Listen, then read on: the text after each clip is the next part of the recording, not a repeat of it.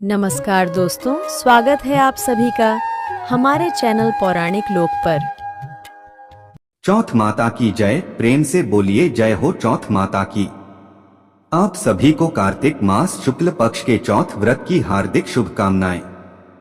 हे चौथ माता, आप हम सभी भक्तों पर अपनी कृपा सदा ही बनाए रखना, सभी के घर परिवार में सुख समृद्धि का वास रखना। मित्रों, कहा जाता है कि चौथ या चतुर्थी व्रत के दिन चौथ माता की पूजा करने और कथा श्रवण करने से महिलाओं को अखंड सौभाग्य की प्राप्ति होती है। वैवाहिक जीवन की हर परेशानी, हर समस्या दूर हो जाती है और उनकी सभी मनोकामनाएं पूर्ण होती हैं। मित्रों, चौथ माता मां पार्वती का ही स्वरूप है, जो कि विवाहित महिलाओं को अखंड सौभाग्य और निसंतान माताओं को संतान का आशीर्वाद प्रदान करती है। हर महीने की चतुर्थी तिथि पर चौथ माता की कथा पढ़ने या सुनने का भी नियम है।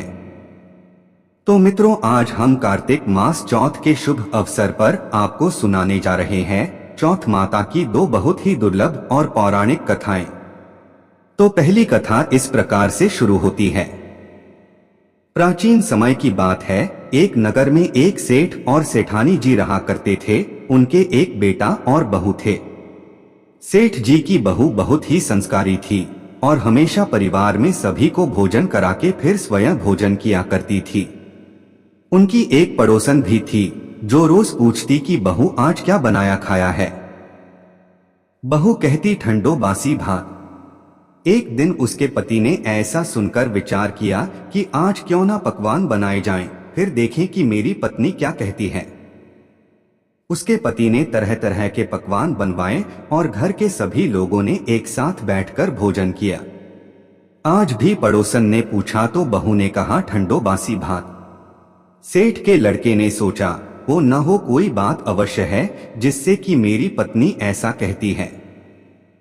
उसने अपनी पत्नी से पूछा, तुम रोज ठंडो बासी भात खाए ऐसा क्यों कहती हो, जबकि आज तो सबने एक साथ बैठकर कई तरह के पकवान खाए हैं। उसकी पत्नी बोली, हम लोग जो खा रहे हैं वह बाप बूढ़ों की कमाई है। जिस दिन आप कमा कर लाओगे उस दिन मैं समझूंगी कि ताजा भोजन कर रहे हैं।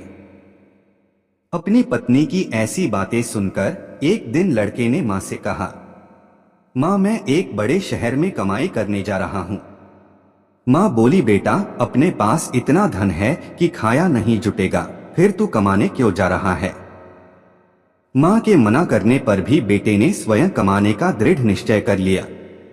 पति ने जाते समय पत्नी से कहा, मैं जब तक कमाकर बहुत सा धन लेकर न आऊं तुम चूल्हे की आग मत बुझने देना। और पत्नी से ऐसा कहकर वो कमाने के लिए चला गया। एक दिन की बात है, बहू रसोई घर में काम कर रही थी और गलती से उसकी चूल्हे की आग बुझ गई। अब तो वह मन ही मन घबराने लगी कि कहीं मेरे पति पर संकट तो नहीं आन पड़ा है। और फिर सोची कि क्यों ना जल्दी से पड़ोस में से आग लाकर चूल्हे में रख दूं। बहू ऐसा विचार करके पड़ोस में आग मांगने के लिए जाती है। वहां पर वो देखती है कि पड़ोसन चौथ माता का व्रत पूजन कर रही थी। बहू बोली, थोड़ी चूल्हे की आग दे दो। पड़ोसन ने बहू से कहा, थोड़ी देर में आकर ले जाना। बहू ने पड़ोसन को पूजा करते हुए देखकर उससे पूछा, आप यह व्रत क्यों करती हैं, इससे क्या फल मिलता है। पड़ोसन ने कहा कि चौथ माता के इस व्रत को करने से अन्न धन लक्ष्मी मिले और हर मनोकामना पूरी होती है। पड़ोसन की बातें सुनकर अब बहू भी चौथ माता का व्रत करने लगी। व्रत के दिन दीवार पर चौथ माता बनाती। उस दिन घी गुड़ का चूरमा बनाकर रात्रि को चंद्रमा को अर्घ्य देकर भोजन करती। ऐसा ही करते करते बहू को बहुत दिन हो गए। चौथ माता ने उस बहू के पति को सपना दिया कि साहूकार का बेटा, तू जागे कि सोवे हैं। तेरी पत्नी तुझे बहुत याद कर रही है, घर जाकर उसकी चिंता मिटा। चौथ माता ने उससे कहा कि तू दुकान खोलकर कंकु केशर का पगलिया बना के बैठ जाना। आज तेरा हिसाब किताब चुकता हो जाएगा। अब तो चौथ माता ने जैसा कहा था वैसा ही हुआ। उसका सारा हिसाब किताब चुकता हो गया और उसने घर जाने की तैयारी कर ली। सेठ जी का बेटे गाड़ी भर के धन दौलत लेकर अपने घर को चल दिया।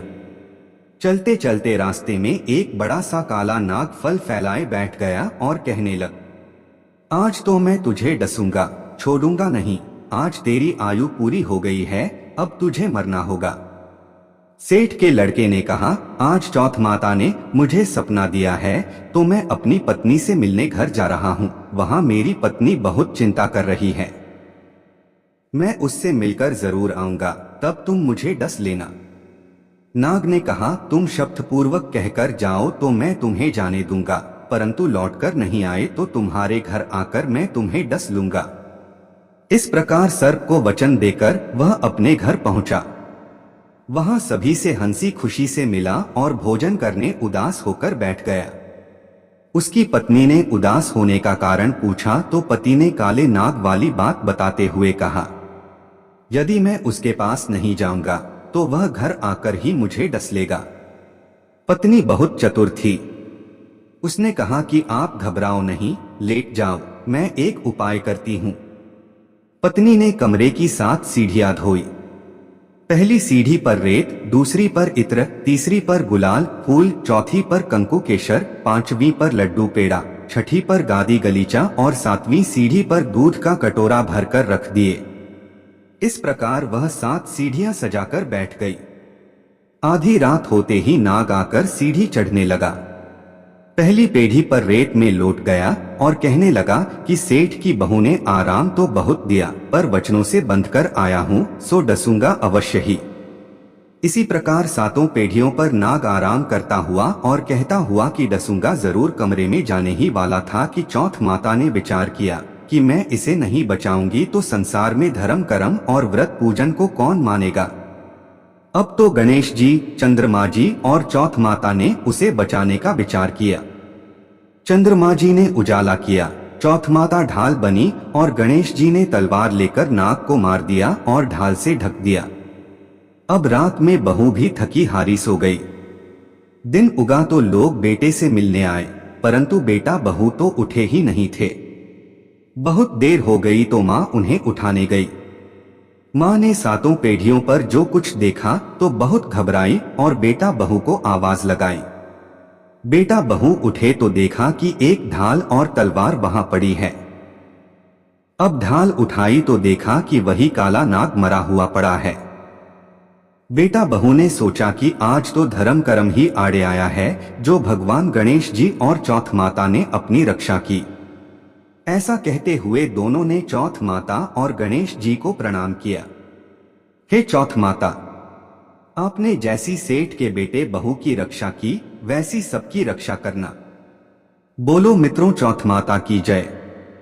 अब चलिए सुनते हैं चौथ माता की दूसरी कथा। एक नगर में एक बूढ़ी माँ रहा करती थी। वह अपने बेटे की सलामती के लिए 12 महीनों की चौथ का व्रत किया करती थी।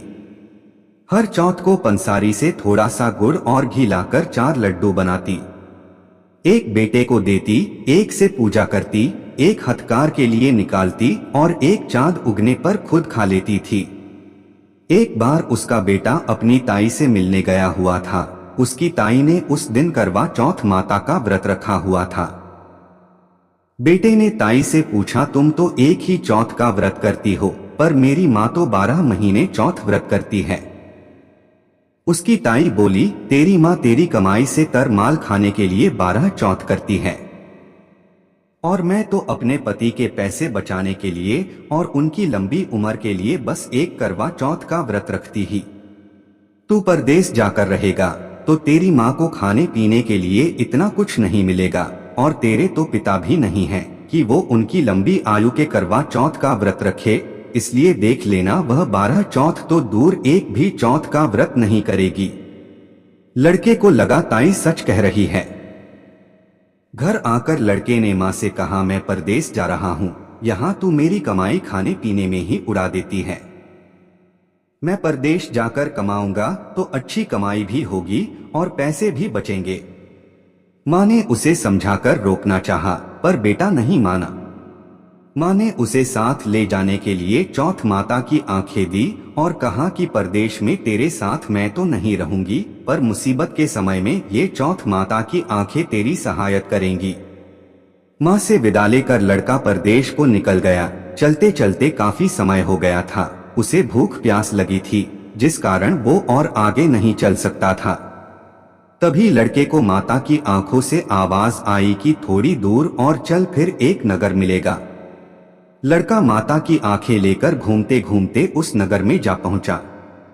वहां पर उस लड़के ने देखा कि एक बूढ़ी माँ रोती जा रही थी और पुआ बनाती जा रही थी।